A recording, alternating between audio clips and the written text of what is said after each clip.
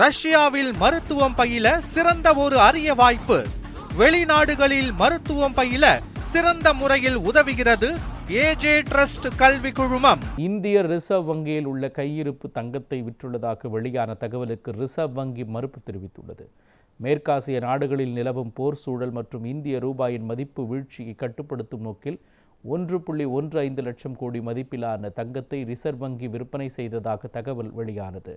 இதனை மறுத்துள்ள ரிசர்வ் வங்கி கடந்த 2025ஆம் ஆண்டு மார்ச் 31ஆம் தேதி நிலவரப்படி 879.58 மெட்ரிக் டன்னாக இருந்த வங்கியின் மொத்த தங்க இருப்பு கடந்த மார்ச் 31 நிலவரப்படி 880.52 மெட்ரிக் டன்னாக உயர்ந்துள்ளது என்று தெரிவித்துள்ளது.